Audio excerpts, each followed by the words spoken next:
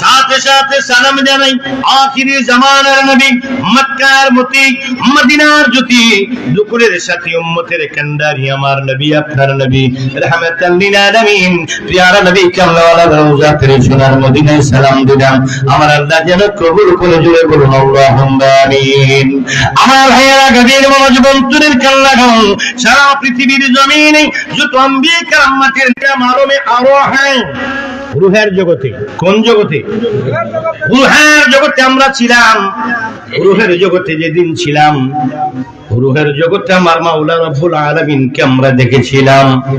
আল্লাহকে আমরা, কোনো কথা চলবে না, একদম কোনো শব্দ চলবে না। ওই পাশে বাঁশি বাজায় কেউ, ওরকে ধরে আনেন, একটু শব্দও চলবে না। কিছু কথা বলবো, শুনে রাখলে ভালো হবে। এই তো তার মেম্বার বানানো যাবে না বড় হইলে। মিটিং হয়েছিল দুইটা। কয়টা? একবার মিটিং হয়েছিল সব রুহুদেরকে নিয়ে, মানুষ, জীব, জন্তু, মানব, দানব, জিন, পরি, গাছ, বৃক্ষ, ব্যাঙ, সাপ, সব প্রাণীদেরকে নিয়ে একবার আল্লাহ একটা মিটিং করেছিলেন। আরেকটা মিটিং করেছিলেন শুধু নবীদের। প্রশ্ন করলেন কি? প্রশ্নটা সবাই জানেন, আলাস্তু বিরাব্বিকুম, আমি কি তোমাদের প্রভু নই? এখন আমরা ওয়াজের মধ্যে বলি, আমরা বলেছিলাম কালু, মানে বলেছিলাম বালা, হ্যাঁ আপনি আমাদের প্রভু। বিষয়টা সরাসরি এরকম নয়, বিষয়টা সরাসরি এরকম। সব রুহু চুপ। আল্লাহ পাক রব্বুল আলামিনের দিকে তাকিয়েছিলাম আমিও, দাঁতমন্ডলের হুজুর ও বন্ধুরে, হযরতে উলামায়ে কেরাম এখানে আছে, আমরা সবাই তাকিয়েছিলাম। আমার ভাইয়েরা, সবার পক্ষ থেকে যখন প্রশ্ন করেছিলাম আমি কি তোমাদের প্রভু নই, ওই উত্তরে একটি রূহ যখন বলেছিল, সবাই সমর্থন করেছিল। একজনের রূহ বলেছিল হ্যাঁ আপনি আমাদের প্রভু। ওই রূহটা ছিল যার, তিনি হলো আখিরি জামানার নবী রাহমাতাল লিল আলামিন। কি বলেছেন বাবা ভাইজান? কি বলেছে? বালা। বালা লিখতে কোন হরফটা আগে আসে? হ্যাঁ, বা। আপনাদের কাছে জানতে চাই, আমার আল্লাহ কোরআন শরীফ শুরু করেছেন কোন অক্ষর দিয়ে? কোন অক্ষর দিয়ে? সবাই বলেন, আরো জোরে, আরো জোরে। 6666 কি 6666 আয়াতের মধ্যে কি বিসমিল্লাহ শরীফ সহ প্রত্যেক সূরার মধ্যে বিসমিল্লাহির রহমানির রহিম আছে। একটা সূরা ব্যতীত, ওই সূরাটার নাম হলো সূরাতুল তওবা। সূরা তওবার মধ্যে সব সূরার মধ্যে বিসমিল্লাহির রহমানির রহিম রয়েছে। ওই বিসমিল্লাহ সহ 6666 খানা আয়াত আল্লাহ রব্বুল আলামিন আলিফ থেকে ইয়ে পর্যন্ত 29টি হরফ আপনি দান করেছেন কোরআন শিক্ষার জন্য। আল্লাহ এই আলিফ দিয়ে পারতেন, ইয়ে দিয়ে পারতেন, ইয়া দিয়ে পারতেন, আপনি কেন কি করেন? আল্লাহ বা দিয়ে কেন কোরআন শুরু করলেন? তার কারণ কি? রব্বুল আলামিন আমার আল্লাহ ইল্লা ফারমান্দা আমি আল্লাহ পাক রব্বুল আলামিন যখন বলেছিলাম আলাস্তু বিরাব্বিকুম, আমার নবীর কামনে বলা রূহ মুবারক সেদিন বালা বলেছিল। এই জন্য আমার বন্ধুর জবান দিয়ে রূহের জগতে যে শব্দটা প্রথম এসেছে, ওই হরফ দিয়ে আমি কোরআন শুরু করেছি। এইটা হলো আমার নবীর তাজিম। কোরআন ছিল, নবী ছিল না। আমার আল্লাহ কয় আমার বন্ধুর কারণে আমি বা দিয়ে শুরু করলাম। আমার বন্ধু বলেছে বালা, এই জন্য কোরআন শুরু করলাম বা হরফ দিয়ে। বায়ের ভিতরে কি করলাম? আমার বন্ধুর জবানের ইজ্জত দিয়ে দিলাম, বা দিয়ে শুরু করলাম। বন্ধুরে মিটিং শেষ হয়ে গেল, আমার আল্লাহ খুশি হয়ে গেল। আমার বন্ধু দ্বিতীয় কি মিটিংটা সম্পর্কে, দ্বিতীয় মিটিং এর মধ্যে শুধু নবীদের রূহগুলো নিয়ে বলছিল, আমার নবী দুনিয়াতে আসবে, তোমরা ইয়েস হ্যাঁ নাম আমরা রাজি আছি। গেল বন্ধু রুহের জগতের মধ্যে আমরা সবাই একসাথে ছিলাম। একের পর এক দুনিয়ার মধ্যে কেউ আগে আসলাম, কেউ পরে আসলাম, কেউ কিয়ামতের আগে আসবে, কেউ আদম আলাইহিস সালাম প্রথম মানুষ হিসাবে আসছে। আস্তে আস্তে কেউ আগে আসছে, কেউ পরে আসছে। রূহের জগতে একসাথে আমরা বালা বলেছিলাম। আসার পরে এখন হযরতে আদম আলাইহিস সালাম থেকে আদম সন্তান হয়ে দুনিয়ার জমিনে আসলাম।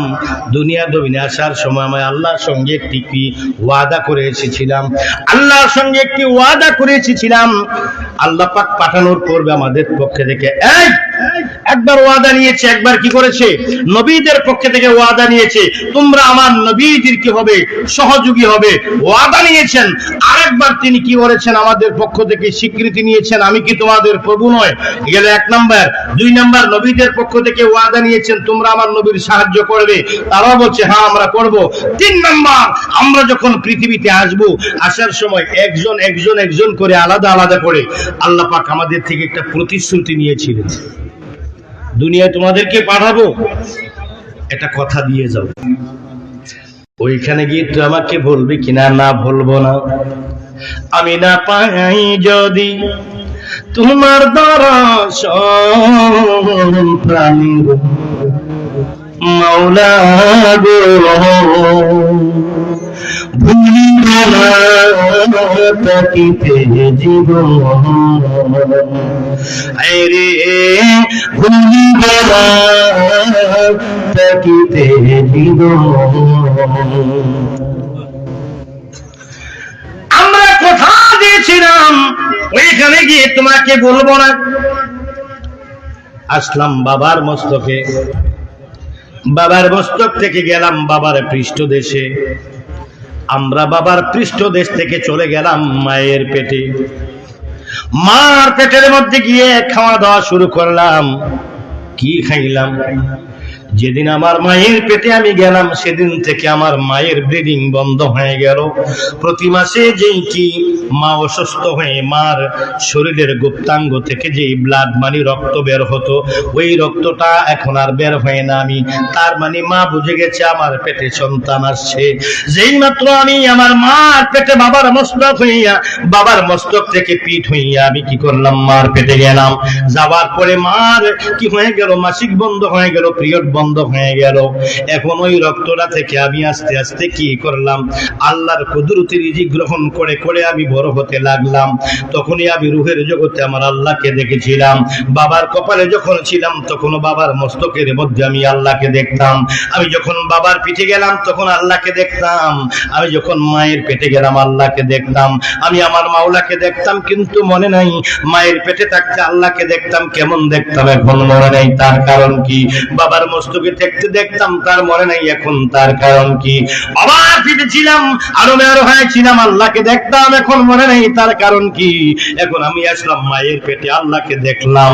বন্ধুরে, আমার নবীর পাগলের আগো, বাবার মায়ের পেট থেকে এসে গেলাম আমি দোলনায় এসে গেলাম। আসার পর কেউ আমাকে আঘাত করেনি, আমি কোনো আঘাত পাইনি। ব্যথা পেয়েছে মা, এখন সেই মা অজ্ঞান হয়ে পড়ে আছে, মা আর কান্দে না। এখন আমি ব্যথা পাই নাই, এখন আসি আমি ওয়া ওয়া ওয়া ওয়া বলে চিৎকার করলাম। কেন? দীর্ঘদিন রূহের জগতে আমি যে মাওলাকে দেখতাম, এই মাওলাকে এখন আর দেখি না। আমি আমার বাবার মস্তকে মাওলাকে দেখতাম, এখন আমার মাওলাকে আর দেখি না। এখন আমি কি বাবার পিঠে থাকতে আমার মাওলাকে দেখতাম, এখন আমি আর দেখি না। আমার মায়ের পেটে যখন ছিলাম মাওলাকে দেখতাম, এখন আর দেখি না। হঠাৎ করে নতুন এক অচেনা জগতের মধ্যে এসে গেলাম। এখানে এমন কিছু জিনিস দেখতেছি যা কোনোদিন দেখি নাই। যে কোনো জায়গাগুলো আমার পরিচিত নয়, মানুষগুলো আমার পরিচিত নয়। আমি এখন এক অচেনা দেশের মধ্যে হঠাৎ করে আমি এসেছি আমার আপনজন বলতে। এখন আর কেউ নেই, এখন আমি একা হয়ে গেছি। আজ আমি বড় একা হয়ে গেছি, আজ আমি বড় একা হয়ে গেছি।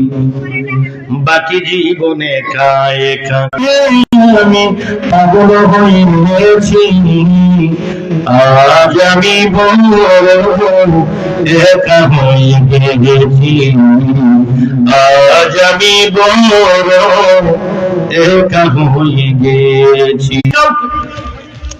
আমি কাউকে চিনি না, সবাই আমার অচিনা জায়গা অচিনা। এখন আমি কি করব? তখন আমি কান্না শুরু করলাম, ওয়া ওয়া বলে কাঁদছি। আমি কোথায় আসছি? আমি কাউকে চিনি না, আমি চিনি না। হাত পা নাড়তেছি, ছোট মানুষ আমি শিশু, আমি হাত পা নাড়ি, আমি কথাগুলো মনের ভাষাগুলো আমি বুঝিয়ে বলতে পারি না। ওয়া ওয়া ওয়া বলে চিৎকার শুরু করে দিই, চিনি না। একা মোরে এই দুর্দেশে পাঠাইলেন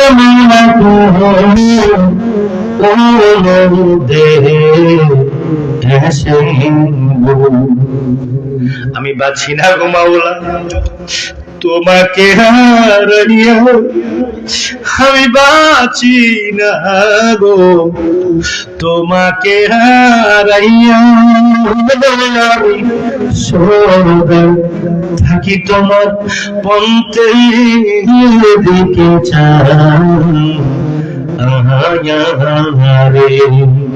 মাওলা আমার কোন দিন আবার আসবে তাকে পন্থের দিকে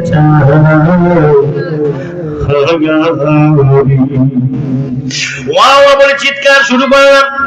বাবার পেটে কুদরত রিজিক, বাবার মস্তকে কুদরত রিজিক, রূহের জগতে ছিল কুদরত রিজিক। পার্থিব দুনিয়া আসলাম, এখন আমার রিজিক শুরু হয়ে গেল মা বাবার হাতের মাধ্যমে। আমার মুখের মধ্যে দিল বিসমিল্লাহির রহমানির রহিম বলে মধু দিল, মধু দিয়ে আমি মধু পান করলাম। আল্লাহর কুদরতি রিজিক থেকে আমি বঞ্চিত হই নাই। আমার মায়ের বুকের মধ্যে আমার আল্লাহ পবিত্র রিজিক চুলার মধ্যে দিয়ে গরম করতে হয় না, চিনি দেওয়া লাগে না, চুলায় গরম করতে হয় না। মায়ের দুধের মধ্যে আমার আল্লাহ মিষ্টি মেখে দিয়েছেন, জান্নাতি মিষ্টি। সুবহানাল্লাহ। জানি খাবো না, কবুতর খাবো না, ভাত খাবো না, রুটি খাবো না। আমার পুষ্টির জন্য যত কিছু প্রয়োজন, ভিটামিনের যতটুকু প্রয়োজন ভিটামিন মিশাইয়া দিলেন, পুষ্টি যতটুকু প্রয়োজন পুষ্টি মিশাইয়া দিল। আমার আল্লাহ ক্যালসিয়াম যতটুকু প্রয়োজন মিশাইয়া দিল, মিষ্টি যতটুকু প্রয়োজন মিঠাইয়া দিল, মিশাইয়া দিল। ওই মায়ের দুধ পান করে আমি এবার কি হয়ে গেলাম, একটু পানিও দুধ পান করে কিছুক্ষণ পরে পরে আমি প্রস্রাব করে দিই, তবু আমার কি হয় না, স্বাস্থ্যভগ্ন হয় না। এই আমার মায়ের দুধের মতো এত পুষ্টি নেওয়া খুদার তাআলার দুনিয়ার নাই, ঠিক কিনা বলুন? আমার নবীর পাগল গো, এমন মাকে কষ্ট দিও না, এমন মাকে কষ্ট দিলে এক ফোঁটা দুধের দাবি আদায় করার মতো ক্ষমতা তোমার নাই। ও নবীর পাগলেরা শুনুন, আমার মা কত দয়া, মা কত দুঃখী, মা কত নিয়ামত তোমার জন্য আমার আল্লাহ পাক।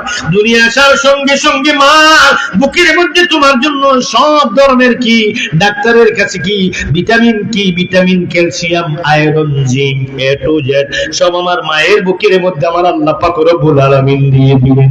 দেওয়ার পরে খাইতেছি। এখন মাঝখানে আর একটি ঘটনা ঘটে গেল, কি আজব ঘটনা, যে ঘটনা আমরা সবাই জানি না। এখন এই কথা আমি আলোচনার সামনে যাব, আপনাদের কষ্ট হবে কিনা বলুন? অসুবিধা হবে? সমস্যা হবে? আপনাদের কষ্ট হবে? মোনাজাত করে দেব। ওরে জানু সিনায় পয়দা হয়নি বলেন, জানু সিনায় পয়দা হয়নি তারে কেন চিনিলি নূরের নবী শুনিয়ে আছে সোনার নবী। বিশাল। আমি আল্লাহকে একটু পরে দেখবো, মায়ের কোলে আসছি, একটু পরে আমি আল্লাহকে দেখবো। আমি যে দেখবো এটা কিভাবে বুঝবো, এটা বলতেছি। একটু গজলটা কি বলবো? আপনাদের গজল বললে আর সময় নষ্ট হবে, কষ্ট পাবেন। এ গ্রামে প্রথম না, শ্রীনগরে প্রথম না। আমি কমপক্ষে 20 বছর আগে আমি নূরপুরে আসছিলাম, কমপক্ষে 15 বছর আগে আমি শ্রীগড় আসছিলাম। এরপরে বোলাও, শ্রীগড়, কত জায়গা, মহিষবের, চুন্ডা আর কি কুন্ডা, কলিগুন্ডা, কত জায়গায় আসছে, এগুলা মনেও নাই। ওইদিকে কি জানি কয়ডারে, ও একদম নদীর পার পর্যন্ত। অনেক জায়গায় ভামই গিয়েছি, হবিগঞ্জ গিয়েছি। আমার জীবনে 100 বার উপরে এই রোডের উপর দিয়ে এই জায়গা দিয়ে গেছি, কিন্তু এই গ্রামে আর কখনো মাহফিল করিনি। কষ্ট পাচ্ছেন? একটু গজলটা বলি বলেন আমার সঙ্গে। কি বলছিলাম? ওই মদিনা নূরের নবী সুন্দর আছে সোনার মদিনা মদিনা নূরের নবী সোনার মদিনা জারহুসিনায় ফায়দা করি জারহুসিনায় ফায়দা করি তারা কেন চিনি না নূরের নবী সুন্দর আছে সোনার মদিনা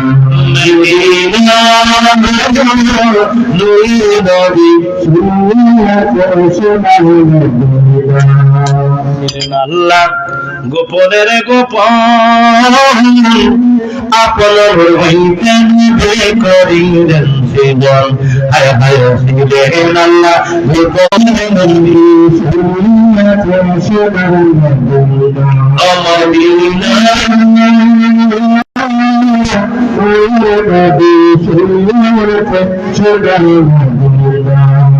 সাধকপুরী নজরুল ইসলাম কয় কবে জানি হবে গয় আমার নবীর পরিচয়। আমার বাবার সাধকপুরী নজরুল ইসলাম কবে জানি হবে গয় আমার নবীর পরিচয়। দয়া পেরা দিও দেখা দয়া পেরা দিও দেখা মুর্শিদ জামিল নবীর নবী সুন্দর আছে সুন্দর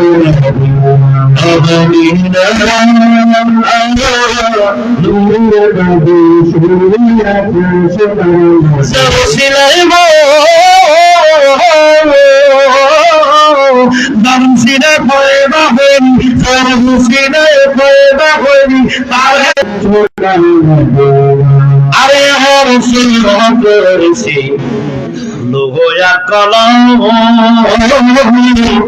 নূরে মুহাম্মদি হইতে করিলেন সৃজন। আল্লাহু আকবার বলে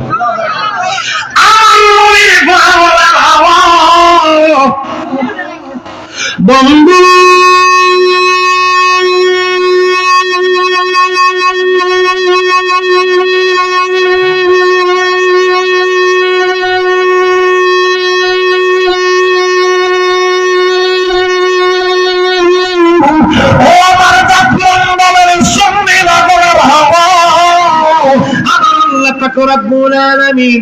এবার আমি যখন মায়ের কোলে চলে আসলাম, মায়ের কোলে আসার পর ছোটবেলায় একটি ঘটনা ঘটতো, সবার বেলায় একটু খেয়াল করুন।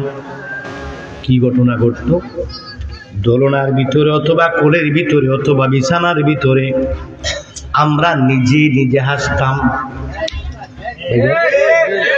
নিজে নিজে।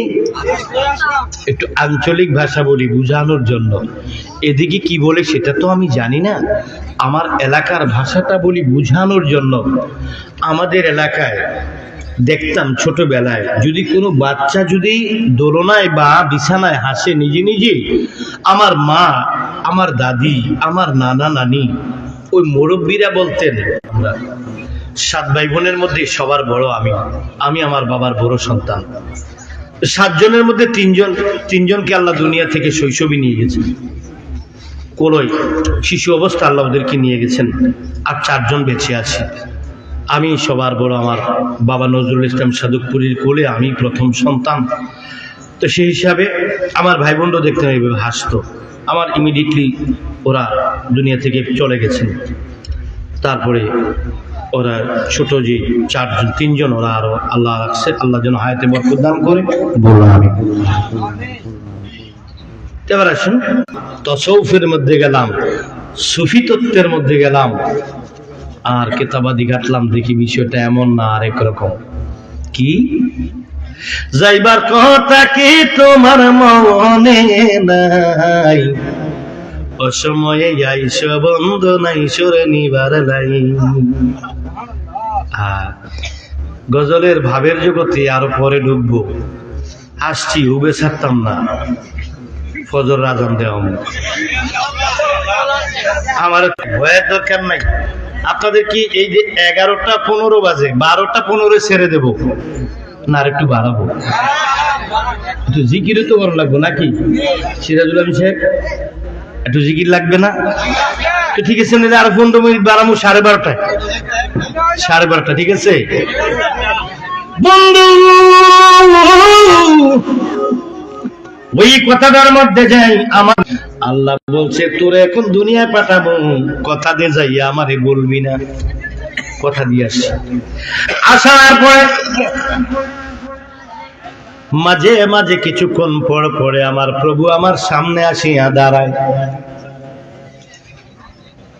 আল্লাহ আমার সামনে যখন আসে গেলা বন্ধু দেশের বাহিরে যারা থাকে এলাকার যদি একটা মানুষ দেখে মনে হয় তার কলিজাটা এত বড় হয়ে গেছে দেশের বাহিরে যখন সফরে যায় যদি কোনো বাঙালি পরে চিল্লান দেয়া বুকটার মধ্যে ধরে একটা হুজুর কি খাইবেন যদি সম্ভব হইতো তার বুকটা সিরা কলিজাটা খাওয়াইয়া দিত নাসিরনগরে করলাম হাসি ঘুমের মধ্যে হাসি সজাগেও হাসি বেশিরভাগ ঘুমের মধ্যে আসে যখন ঘুমায় আসে আমার মাওলার সামনে সে হাজির হইয়া যায় তখন আমি হাসি আপনি হাসেন ওরা হাসছিল আমি হাসছিলাম জাদুমণি সোনা বাবা এসে আদর করে মা আদর করে বড় ভাই আদর করে ছোট বোন আদর কি বড় বোন আদর করে ফুফু আদর করে খালাই আদর করে নানা আদর করে নানি আদর করে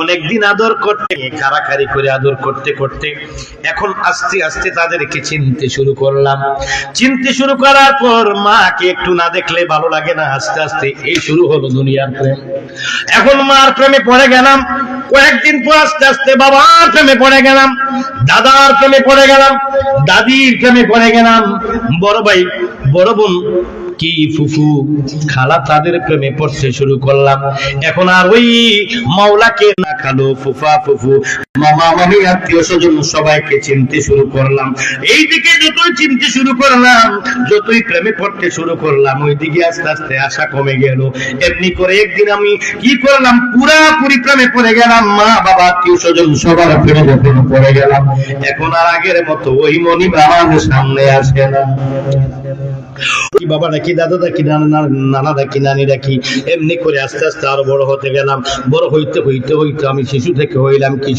কিশোর থেকে যখন আমি কি হইলাম কিশোর থেকে কিছুদিন পরে হয়ে গেলাম কি যুবক কি হয়ে গেলাম যখন আমি যুবক হলাম এখন আমার মধ্যে নতুন আরেক পরিবর্তন এখন আমার মধ্যে চলে এসে গেল যৌবনের প্রতি এত আসক্ত হয়ে যাবে আমাকে বলে যাবি তখনই যখন 12 বছর হয়ে গেল আল্লাহ কয়ে তোর উপরে ফরজ করে দিলাম 5 ওয়াক্ত নামাজ যেন তুই না ভুলো আমার ওই স্মৃতি মনে না রাখস নাই আমাকে বলে গেছো তাতে কোনো সমস্যা নাই কিন্তু 5 ওয়াক্ত যখন আল্লাহু আকবার বলে আযান দিব আযানের সঙ্গে সঙ্গে ভালোবাসার বন্ধনে পড়ে গেলাম বিবির ভালোবাসায় বিবি স্বামী ছাড়া কিছু বোঝে না স্বামী বিবি ছাড়া কিছু বোঝে না বিবির জন্য দেওয়ানা এখন আস্তে আস্তে ভালোবাসা আরো বাড়তে লাগলো কিছুদিন পরে এমনি করে 1-2 বছর চলে গেল যাওয়ার পর এখন হয়ে গেল আমার আবার সন্তানের পর ভালোবাসার এখন কি সদস্য আরো বাড়লো এখন আমি প্রেমে পড়ে গেলাম সন্তানের ভালোবাসা আলমরে আমার কাছে দে আমার সোনারে আমার কাছে দে আমার কাইল্লাডারে আমার কাছে দে কইয়া নাতিরে ফেলিয়া দূর করি এখন নাতি ছাড়া আমার ভালো লাগে না তো ভালোবাসার খালি সদস্য বাড়তে আছে ওইদিকে মাওলা কয় এদিন লিখে করেছিলাম তোরে ঠিক আছে এখন ফোন করো ওই যে তুয়া দাদি আসছি বলবি না ওইটার জন্য হাসুরের ময়দানে তোরে শর্মিন্দা করব না তাহলে আমাদের নামাজের দরকার আছে কি নাই কথা বলে না নামাজের দরকার আছে কি নাই হুজুর সব ওয়াজ করেন নামাজের কথা কইেন না নামাজের কথা কইলে মনটা হয় একবার একটা পরম তত্ত্ব সৃজন তত্ত্ব মিলন তত্ত্ব কোন তত্ত্ব আমার শিখাইবে আমি মাওলানা নজরুল ইসলামের সন্তান ট্রেনিং দিয়ে আছে না ট্রেনিং দিয়ে চাকরি করতে আসছি ট্রেনিং ছাড়া না কিছু ফকিররা আমার লোকে ফকিরি দেখাইতে হয় আমি হাসি ফকিরি কি গাছের গোটা ফকিরি বড় বড়ই শক্ত, ওরে বাইশ বাজারের খাইয়ে করেছিল লোহা পিঠা ফকির কি গাছের গোটা, ফকির কি গাছের গোটা। একজন হুজুর কোনদিন আর পাইনি, কিছু ফকিরের একটা নামাজ একটা রোজার কথা কইয়া জাহিরি নামাজ দ্বারা একদম তুচ্ছ তাচ্ছিল্য করে না, এটাও করা যাবে না। একটা নামাজ একটা রোজা আছে, এটা ঠিক আছে, তবে সবার জন্য নয়, সবার জন্য। আর যার কাছে আছে একটা নামাজ একটা রোজা যে বুঝে, সেও শরীয়ত মাইন্না 5 ওয়াক্ত নামাজ পড়তে হবে। হ্যাঁ, শুনো মন আদম কারে কয়, বিষয় কিন্তু কবর আসর, মাথা মন আদম কারে কয়, দমের এক রাস্তা দিয়া আদমের আশা দেওয়া হয়, দমের রাস্তা দিয়ে আদমের আশা দেওয়া হয়। 21,600 বারে ওরে জিকির করো দমের ঘরে, আমার আব্বা জানের লেখা 21,600 বারে। ওরে কাগজ কলম সারা বাবাই করে মাস্টারি, আমার বাবা ভান্ডারি, কাগজ কলম সারা বাবাই করে মাস্টারি, ওরে কাগজ কলম সারা বাবাই করে মাস্টারি, আমার বাবা ভান্ডারি, কাগজ কলম সারা বাবা। একদল ভান্ডারি আছে এই দেশে, ভান্ডারের নাম দিয়ে তারা ফাজলামি করে নামাজ পড়ে না। মাইজবান্ডারের সাথে বেনামাজির কোনো সম্পর্ক নাই। অবশ্যই মাইজবান্ডার 5টি, মাইজবান্ডার কমপক্ষে 10টা মসজিদ আছে, প্রতি মসজিদে 5 ওয়াক্ত জামাত হচ্ছে, মাদ্রাসা আছে, শরীয়ত আছে। তোমরা কই পাইছো এই ফকিরি? বান্দারি করলে নামাজ লাগতো না? কে পাইছে তোমাদের? কে ঠকে গেছে? আমার দরকার আছে কি নাই? টাকা থাকলে কুরবানি করার দরকার আছে কি নাই? এমন ফকিরও আছে হিসাব কইরা মানি লয় না, খাড়া সেল করার খাড়া হিসাব করে ভাঙিয়ে। যার কাছে শরীয়ত নাই সে কখনো ফকির হতে পারে না। আর শরীয়ত আকওয়ালি, শরীয়ত আমার নবী বলেন, তুমি আমার গৌসে পাক নামাজ পড়েছেন, খাজা গরিবে নামাজ চেয়ে বড় কামেল তুমি। আমার খাজা গরিবে নামাজ পড়েছেন, ওযু রেখেছেন, কোরআন তেলাওয়াত করেছেন। হযরতে বাহাউদ্দিন নকশবন্দি মুজাদ্দিদ আল-ফিসানি শরীয়ত মেনেছেন। হযরতে গৌসুল আজম মাইজবান্ডারি তাহাজ্জুদ পর্যন্ত পড়তেন। জোরে বলুন সুবহানাল্লাহ। উনি গঙ্গুর আর সালাদিস এই তরিকা প্রচার করেন নাই, মসজিদ এবং খানকা দুটোটা দিয়ে তরিকা প্রচার করেছেন। ছিল ছিল শরীয়ত, ছিল হাকিকত, ছিল মারেফত, কোনটাই বন্ধ ছিল না। অতএব শরীয়ত বাদ দিয়ে যারা মারেফত করে তারা ফাসিকে মুরাক্কাব, আর মারেফতের বিরোধিতা করে যারা শরীয়ত করে তারা হলো নায়েবে শয়তান। অতএব শরীয়ত এবং জিন জাতিকে সৃষ্টি করেছেন কিসের জন্য? মা খালাকতুল জিন্না ওয়াল ইনস ইল্লা লিয়াবুদুন।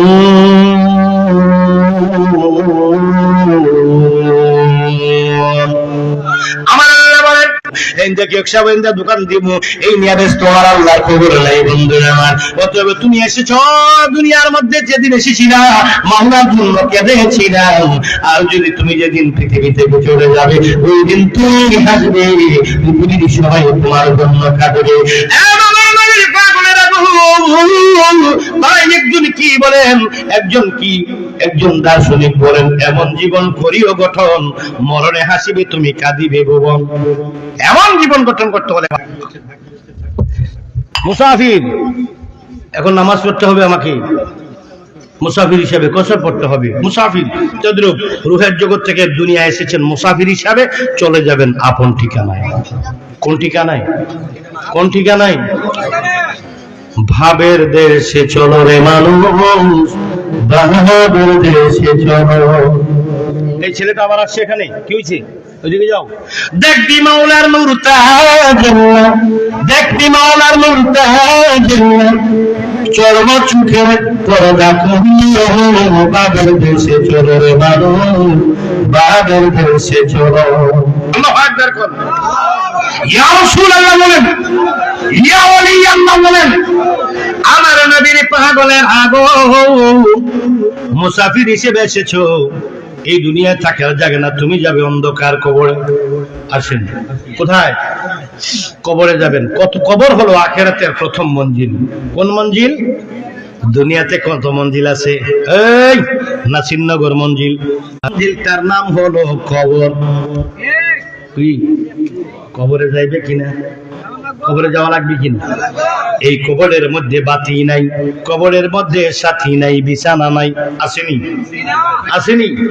কবরের মধ্যে বাতি আসেনি? ব্যাক করলে কই কি আছে? এই বেটা কবরে বাতি নাই কোন জায়গায় আছে বেটা?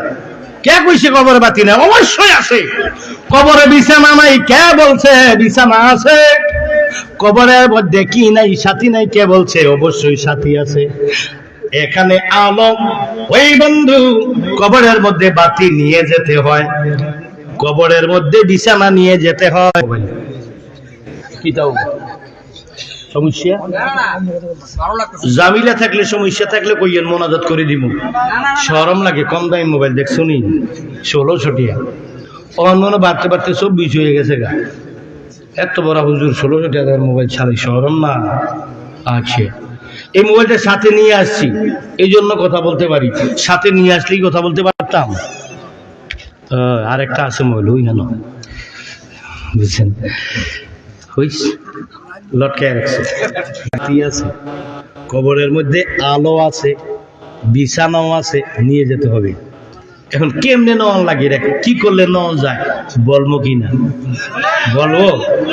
আর কবর যে সাথী, এই সাথী পাইলে জীবনে আর কোনো সাথীর কাম লাগতো না। দুনিয়ার সাথী ওয়ান টাইম গ্লাস খাইয়া ফালাই দেয়, আর এমন সাথী কবরে ফামু যিনি আর জীবনে ফালায় না, বেইমানি করে না। থাকবে বাতি থাকবে, বিছানা থাকবে, তাহলে বইলা দেই কবরে বাতি নিয়ে যেতে হবে। ইমানদারের কবর অন্ধকার থাকবে না, আলোকিত থাকবে। কারণ হলো কবরের বাতি হবে আপনার ঈমান। সবার কবর আলোকিত নয়, সবার কবর অন্ধকার থাকবে। ইমানদারের কবরে আলো জ্বলবে, নূরের বাতি জ্বলবে। তাহলে কি এখন যদি ঈমান নিয়ে মরতে পারেন, ইমানদারের কবর হবে, নূরের আলো জ্বলবে। আল্লাহ বলবেন, আমার ইমানদার কবরের মধ্যে নূরের বাতি জ্বলে দাও। কারণ হলো আমার বান্দা ঈমান নিয়ে কবরের মধ্যে এসেছে। 2 নম্বরে বালিশ সারা ব্যাগটা মাথার নিচে দিয়া শুইতে হইছে, এমন জায়গায় গেছে, কোনো উপায় নেই। শরীর খুব ক্লান্ত, 4 দিন 4 রাত আমার ঘুম নাই। বিপদে পড়ে গেলাম, বিছানাতে বিছানা নাই, নরম বিছানা নাই, ফ্লোরের মধ্যে শুইছি, আমার পিঠটা ব্যথা করতেছে। বালিশ ছাড়া শুইছি, আমার মাথা ব্যথা করতেছে। হঠাৎ করে রাত্র বাজে 3টা, আমার মনে হইয়া গেছে একদিন আমার এমন 4 জন ড্রাইভারের চাকা থাকবে, 8টি চাকা, 8 চাকার একটি গাড়ি, 4 পায়ার একটি গাড়ি, 8 চাকাওয়ালা 4 জনে কান্দে লইয়া আমারে এমন একটা কেবিনের মধ্যে শোয়াইব, এমন একটি কেবিনের মধ্যে শোয়াইব, আজকে পিঠের নিচে আমার কিছু নাই বিদায় আমি বড় কষ্ট পাচ্ছি। আধা ঘন্টা শুয়ে থাকার পরে শুইতে পারি নাই, দেওয়ালের সঙ্গে ডেলান দিয়ে বসছি। কারণ জীবনে কোনোদিন শক্ত বিছানা এভাবে শুইনি, জীবনে কোনোদিন বালিশ ছাড়া শুইনি। আমি ব্যাগ কি, ব্রিফকেস কি, লাকিস ব্রিফকেস মাথার তলে দিয়া শুইছি, আবার গার ব্যথা করে। হঠাৎ করে মনে পড়ে কান্দি, আমি অন্ধকার কবরে কেমনে থাকবো? কোল বালিশ নাই, আমার কবরের মধ্যে বালিশ নাই গো, আমার কবরের মধ্যে তোষক নাই, একটা পাতলা খেতাও নাই, মাটির মধ্যে মারার কোনো স্প্রে নাই। রুম নাকি, রুমের দরজাটা বন্ধ করে মশার স্প্রে দিয়ে বের হয়ে যায়, মশাগুলো মরে যায়। দাবার পরে 20 মিনিট পরে ঢুকি, মশা আর থাকে না। ওইখানে কেউ স্প্রে দেবে না, ইন্দুরের ওষুধ দিবে না, তেলাপোকার ওষুধ দিবে না, আমাকে তেলাপোকায় খাইব, কিচ্ছু করার নাই, আমার তেলাপোকায় খাইব, ইচ্ছা মতো খাইব, লড়ানোর মতো, আমাকে সেভ করার মতো কেউ নাই। কথাটা মনে হয় বুকের ভিতরে চাপ পড়ে কি হয়ে গেল, কান্না শুরু করলাম, সাথে সাথে রেস্টার করলাম না, উঠু ওযু করে নামাজে থাকবো, কাঁদতে কাঁদতে কাঁদতে কাঁদতে কাঁদতে কাঁদতে আমার আল্লাহর কাছে বলে, আল্লাহ আমার জীবনে আর কিছু নাই, আমার জীবনে শুধু তুমি আল্লাহ কি স্মরণেই থাকতে চাই, তবে বিগত দিনের পিছনের গুনাহগুলি মাফ করে দাও। কথাটা কেন বললাম?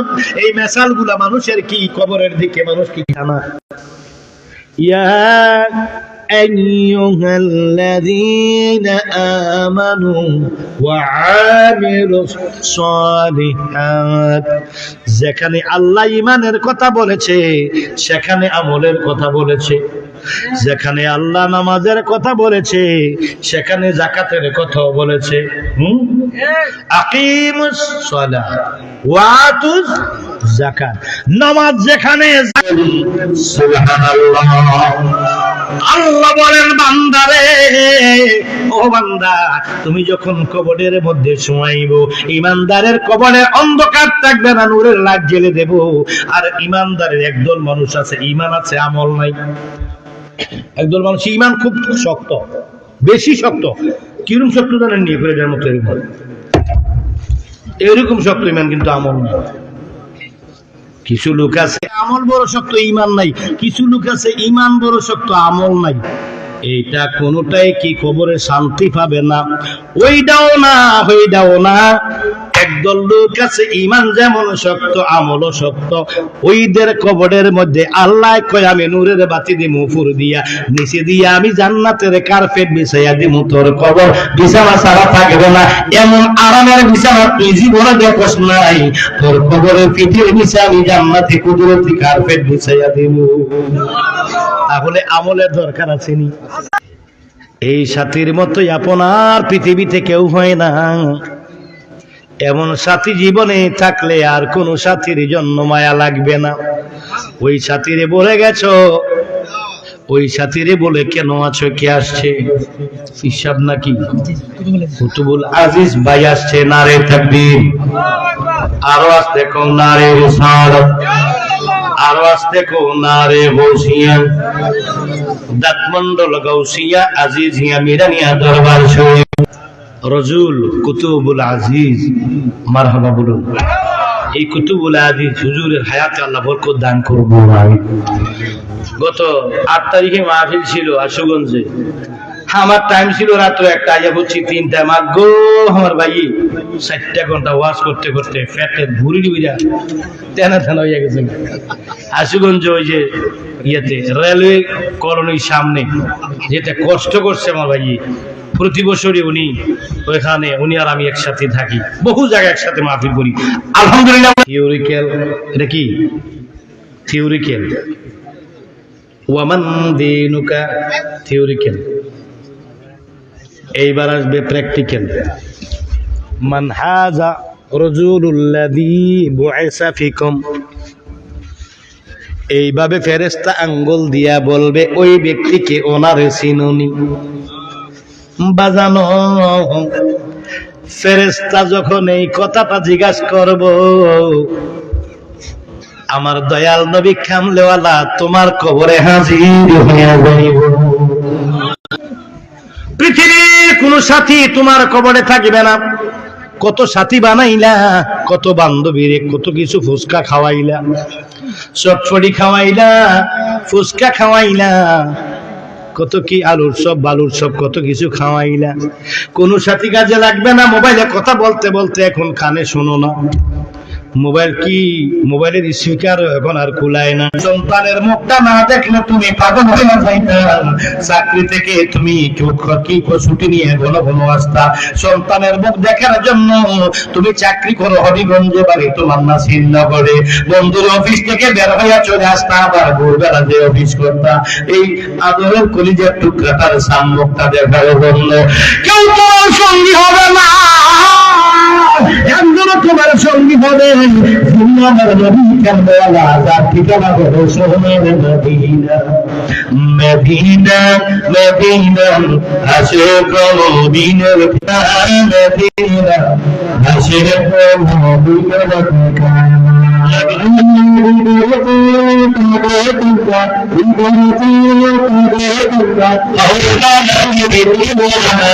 মদিনা মদিনা আছে কমদিনের বলো না মদিনা মদিনা আছে কমদিনের سلامة سيدي قدنا مدينة مدينة يسكن إدارتي قدنا إدارتي قدنا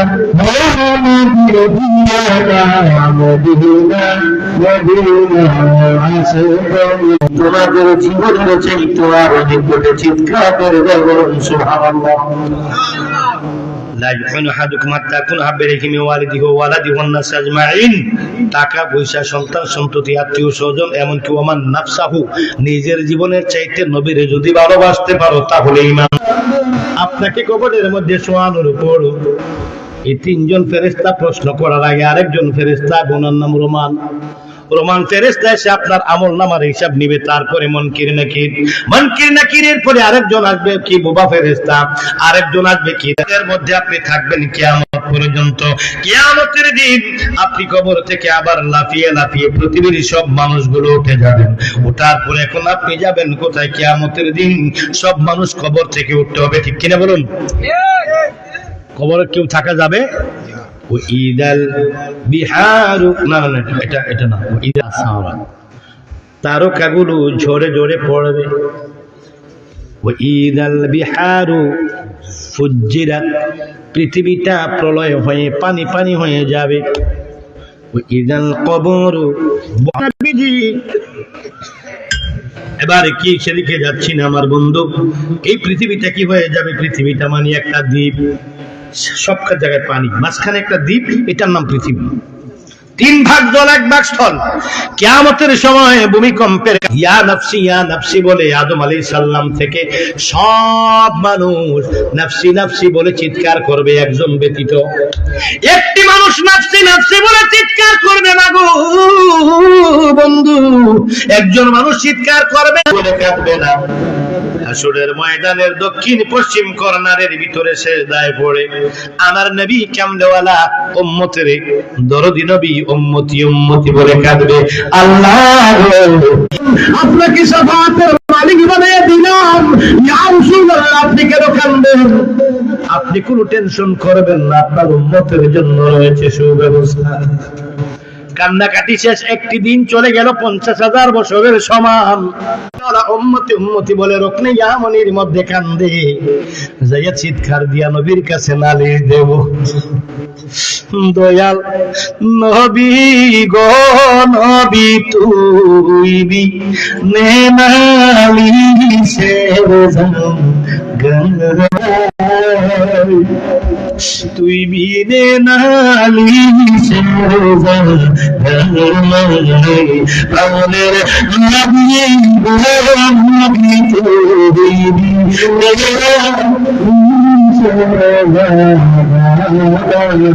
হাসরের ময়দানের কষ্ট আর সহ্য করতে পারি না, ইয়া রাসূলুল্লাহ নফসি নফসি বলে কাঁদতে কাঁদতে পেরেশান হয়ে গেলাম। ইয়া রাসূলুল্লাহ নবী গো মাথার উপরে সূর্যের তাপ আর সহ্য করতে পারি না, পায়ের নিচে তোমার জমিনের তাপ। আমার নবী মাথা উঠাইয়া বলবে উম্মত কি হইছে? হুজুর এই অবস্থা। দৌড়ে আল্লাহর কাছে যায় কবে এটি কি করছেন? আমার উম্মতরে এমনি কষ্ট দিয়েছেন, আপনার কি মায়া দয়া নাই? এটার নাম নিরহমান। এই বুঝি আপনি রহমান, এই বুঝি আপনি গাফার, এই বুঝি আপনি ওই আল্লাহ আছে তো সেটা স্টেজটা হবে ওই হাসরের ময়দানে, স্টেজটা হবে গো আরাফাতের ময়দানে। জবরের রহমতের একটি অংশ আছে, ওই জায়গাটার মধ্যে আল্লাহ পাক একটি কি চেয়ার এনে বসাবে। বন্ধুরে ওই হাসরের ময়দানে সব মানুষ উলঙ্গ থাকবে, কারো দিকে কারো খেয়াল নাই। আমার নবী আসতেও দুনিয়া উলঙ্গ আসে নাই, হাসরের ময়দানে আমার নবী উলঙ্গ থাকবে না। এখন আপনারে আমি এইভাবে দাঁড় করে রাখবো না। রাফা'না লাকা যিকরাক, আল্লাহ কোন উচ্চ মর্যাদা আপনাকে দিয়েছি, ওরা ফাইনালাকে জিকর নবী গো, আপনাকে আপনার জিকিরকে আমি উচ্চ আসন করে দিয়েছিলাম। আপনাকে কি করেছিলাম? সম্মান দিয়েছিলাম। কোন জায়গায়? লিল্লাহিল ইজ্জাতু ওয়া লিরাসূলিহি ওয়া লিরাসূলিহি ওয়া লিল মুমিনিন।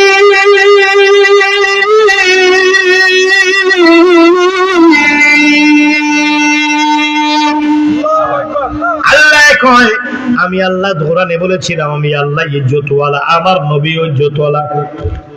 আমি বসে থাকবো, আপনি দাঁড়াইয়া থাকবেন, হয় না।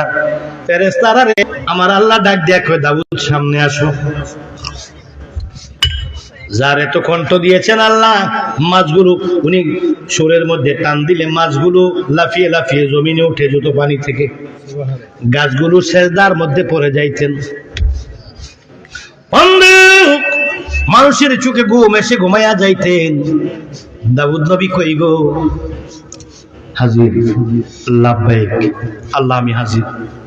তেলাওয়াত করো। আল্লাহ কোনটা? তৌরাত না জবুর? এবার দাউদ আলাইহিস সালামের কণ্ঠে শুরু হবে আউযু বিল্লাহি মিনাশ শাইতানির রাজীম বিসমিল্লাহ। সব দুঃখ কষ্ট বলে শীতল হয়ে যাবে অন্তরটা দাউদ আলাইহিস সালামের সেই কোরআনের সুর শুনে। স্তব্ধ শান্ত হয়ে যাবে ময়দান। চুপ করে শান্ত পরিবেশে বসে আছেন আল্লাহ, ডান পাশে বসে আছেন নবী কামলেওয়ালা। দাউদ রে কোরআন তো শোনাইলি, আমার এই হাবিবের সামনে একটা নাত কস না। কথা কইতেন কম, একটু কথা বলি। বলেন আপনি একজন একজন করে যদি বিচার করেন, কয়েক হাজার কোটি বছর লাগবো বিচারটা করতে, আমারও মুদ্রির কষ্ট হইব। একটু কোনো ব্যবস্থা করন যাইবনি? কম না, আস্তে আস্তে হইতেছে, ব্যবস্থা আসেনি। আল্লাহ একটা মুস্কি হাসি দিব। সুবহানাল্লাহ। ইমামিহিম, আপনার কি মন নাই গো নবী? হ্যাঁ আছে তো, কিটা করতাম। আল্লাহ কই ইয়া রাসূলুল্লাহ হাবিব ইয়াউমা নাদউ কুল্লা উনাসিম বিইমামিহিম। আমি বলেছিলাম কেন আপনি জানেননি? কই কেন? আমি সেদিন তোমাদেরকে তোমাদের ইমামের নাম কি আমার বাঙ্গা গো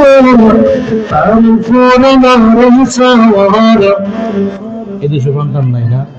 ওরে কোন সেদিন কোন দিন জানি সেই বড় বাঙ্গা আখিরে নেওয়ারি রে কামসা বাসের বেবিরাবে, আখিরে নেওয়ারি রে কামসা বাসের বেবিরাবে, বাজার লোকি হামিলো সুরাই রে আমার মন যাইয়া রে দিল মা যাইয়া মুর্শিদ নিজে এর দোষে যায়। ও মুর্শিদ সবার আছে জায়গা জমি, দ্বন্দ্বলতের নাই আমি মরি রে বলুন আমার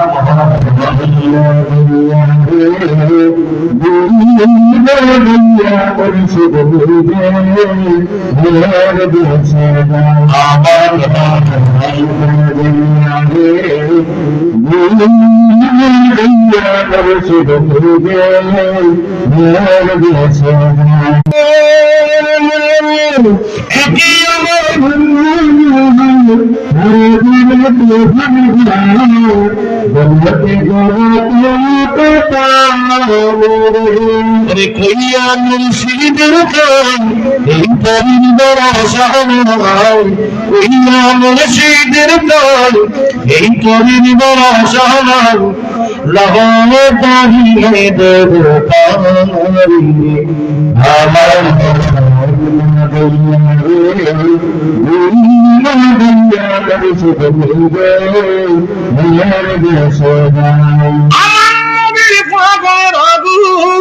নাম ধরে ডাক দিব আমনের গ্রুপের মধ্যে কারে কারে দায়িত্ব দিবেন, ছোট ছোট গুনাহগারটির দায়িত্বটা আমনের পছন্দ মতো কেউ দিয়া বড় বড় ফাঁসির আসামি দিয়ে আমনে লয়ে আসতে জানলা সুবারি দম দিয়ে দিছি, জান্নাতের মালিকানা দিয়ে দিছি।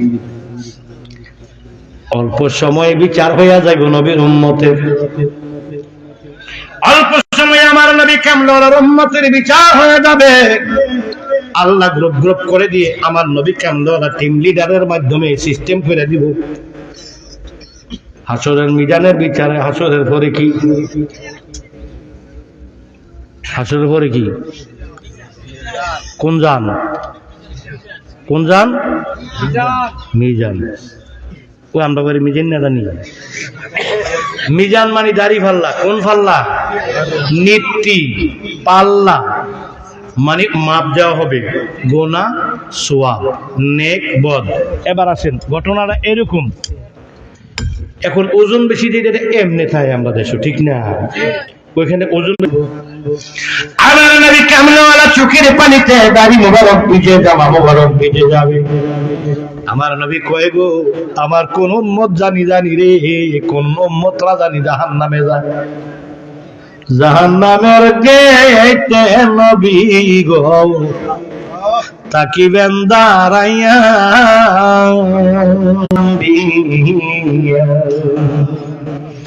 আপনি নবী আমরার রহমতের দরিয়া। এখন নবী দরজায় দাঁড়ায় দাঁড়ায় কাঁদতেছে, মিজানের মধ্যে কার্যক্রম শুরু হয়ে গেছে, নেক দিছে বদ দিছে দুইটার মধ্যে। নেকের পাল্লাটা কি উপরে, বদের বললে এখনই আধা মিনিট এই ছেড়ে দেব, সমস্যা আসেনি, সমস্যা হইতেছে বললে আধা মিনিট ছেড়ে দিই আসতে। আপনি একটু ঘুরে আসেন, দুইটার পরে জিকির হবে, বাড়ি থেকে আসেন, যান যান, দুইটার পরে জিকির হবে, ওঠেন চা খেয়ে আসেন, ভালো থাকেন, যাইয়েন না বইয়েছেন, আপনার দরকার আছে আমার, আপনার তো পাগল না থাকলে আমি জিকির কারো দিয়ে করাবো। হ্যাঁ ওরে যাইবার কথা কি তোমার মনে নাই, রওনা দিছে মিজান থেকে নামাইয়া জাহান্নামের গেট দিয়া রওনা দিছে। যাইয়া দেখে জাহান্নামের গেটে আমার কামলেওয়ালা দাঁড়াইয়া কান্দে। আমার নবী কই ডাকে, আমার উম্মত না কয়, কইল কোথায় যাও, হুজুর জাহান্নামে। কেন? মাপ দিছিলাম, কিটা করছিল, কান্দে হুজুর আমি আমার মাপ কইরা দেন, আমি বুঝছি না। চোখের পানি দেখে দয়াল সহ্য করতে পারে না, আমার চোখেরই জল